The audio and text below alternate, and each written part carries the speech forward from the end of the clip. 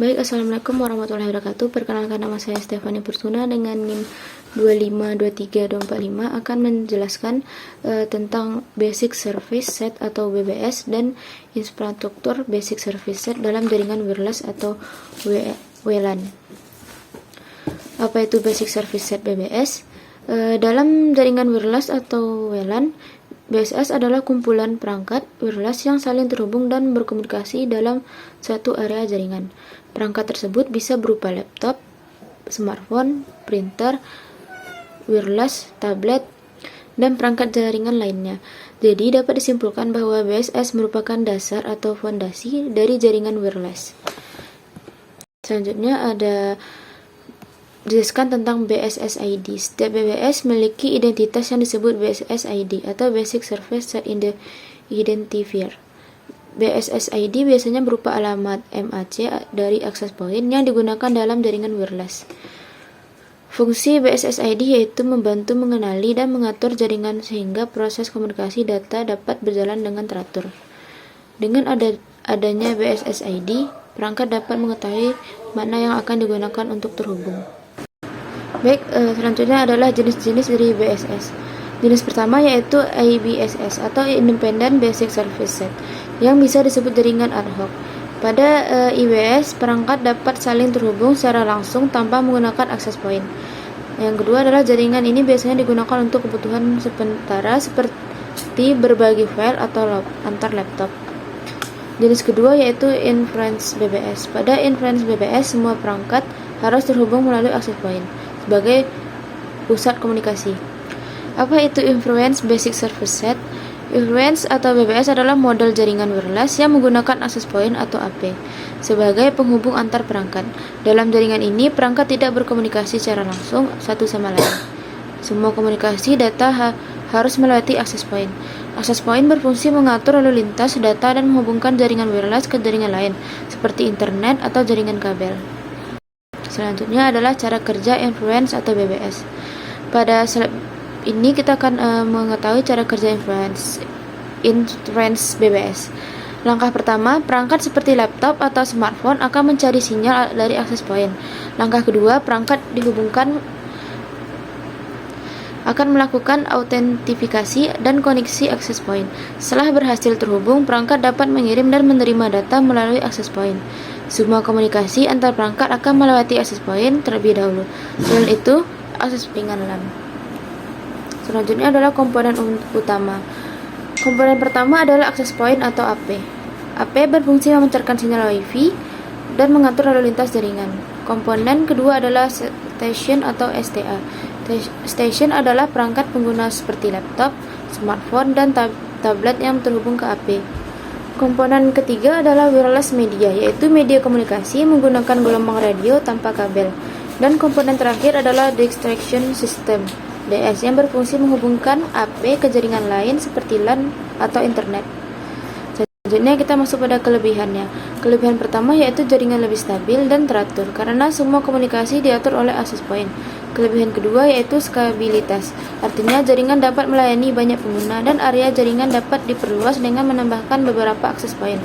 Kelebihan lainnya yaitu keamanan jaringan lebih baik dan pengelolaan jaringan menjadi lebih mudah. Selain itu, jaringan dapat dengan mudah dihubungkan ke internet.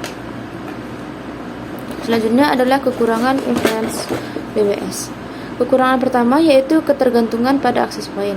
Jika akses point mengalami kerusakan, maka komunikasi jaringan dapat terganggu. Yang kedua adalah biaya instalasi lebih mahal dibanding jaringan ad hoc karena membutuhkan perangkat tambahan seperti access point. Selain itu, kualitas jaringan sangat terhubung pada kualitas dan konfigurasi access point yang digunakan. Selanjutnya adalah penerapan. Inference BBS banyak digunakan pada jaringan WiFi rumah, laboratorium komputer, kantor, kampus, hotel, bandara, dan hotspot publik seperti kafe. Karena memiliki kestabilan dan keamanan lebih baik, model jaringan ini paling sering digunakan pada jaringan wireless modern. Jadi kesimpulannya, Basic Service Set atau BBS merupakan dasar dari jaringan wireless. Salah satu jenisnya yaitu Inference atau BBS yang menggunakan access point sebagai pusat komunikasi. Influence BBS memiliki kelebihan seperti jaringan yang lebih stabil, aman, dan mudah dikelola. Namun, jaringan ini juga memiliki kekurangan seperti ketergantungan pada akses point dan biaya instalasi yang lebih besar. Baiklah, materi kedua adalah akses point. Apa itu akses point? Akses point atau AP adalah perangkat jaringan yang berfungsi sebagai pusat penyebaran sinyal wireless atau Wi-Fi. Dengan akses point, perangkat seperti laptop, smartphone, dan tablet dapat terhubung ke jaringan tanpa menggunakan kabel. Akses point banyak digunakan di rumah, kantor, kampus, sekolah, hotel, dan tempat umum lainnya karena memudahkan pengguna mengakses internet secara wireless. Selanjutnya kita masuk pada fungsi utama akses point.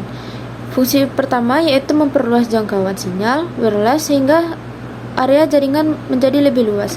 Fungsi kedua yaitu menghubungkan perangkat pengguna seperti laptop, smartphone, dan perangkat IoT ke jaringan lokal tanpa kabel. Fungsi ketiga yaitu mempermudah manajemen jaringan seperti pengaturan nama Wi-Fi, keamanan jaringan, dan pengaturan akses pengguna. Karena itu, akses point menjadi perangkat penting dalam jaringan wireless modern. Selanjutnya adalah peralatan yang dibutuhkan. Peralatan pertama adalah router atau perangkat akses point. Perangkat kedua yaitu kabel LAN atau Ethernet yang digunakan untuk koneksi awal. Perangkat ketiga adalah laptop atau komputer untuk melakukan konfigurasi. Dan yang terakhir yaitu sumber listrik atau adaptor, daya untuk menyalakan perangkat. Semua perangkat ini harus disiapkan terlebih dahulu agar proses konfigurasi berjalan lancar. Langkah pertama yaitu menghubungkan port LAN pada router ke port Ethernet laptop menggunakan kabel LAN. Tujuan koneksi kabel ini adalah agar proses konfigurasi lebih stabil dan tidak terganggu perubahan pengaturan wireless. Nah, selanjutnya adalah membuka halaman konfigurasi router.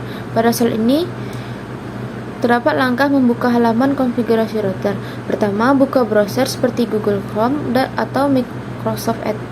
Kemudian ketik alamat IP router, misalnya 192.168.1.1 atau 192.168.0.1. Setelah itu akan muncul halaman konfigurasi router yang digunakan untuk mengatur jaringan wireless. Selanjutnya adalah login ke router. Masukkan username dan password router pada halaman login. Biasanya username dan password default adalah admin. Namun, untuk keamanan, username dan password bawaan sebaiknya segera diganti agar jaringan lebih aman dari akses yang tidak diinginkan. Mengatur nama Wi-Fi atau SSID. Pada saat ini terdapat langkah mengatur nama Wi-Fi atau SSID. Masuk ke menu wireless, setting, lalu ubah nama Wi-Fi sesuai keinginan pengguna. SSID adalah nama jaringan Wi-Fi yang nantinya akan muncul pada perangkat pengguna saat mencari jaringan wireless. Selanjutnya adalah mengatur password dan keamanan. Pilih sistem keamanan WPA2 atau PSK atau WPA3 jika tersedia karena lebih aman. Kemudian buat password yang kuat menggunakan kombinasi huruf, angka, dan simbol. Password yang kuat penting untuk mencegah orang lain menggunakan jaringan tanpa izin. Selanjutnya adalah menyimpan konfigurasi dan restart. Pada saat ini terdapat langkah menyimpan konfigurasi dan restart perangkat. Setelah semua pengaturan selesai, klik tombol save atau apply untuk menyimpan konfigurasi. Kemudian lakukan restore router atau access point agar semua perubahan dapat diterapkan dengan baik. Setelah restore selesai, coba hubungkan perangkat ke jaringan Wi-Fi untuk memastikan koneksi berhasil.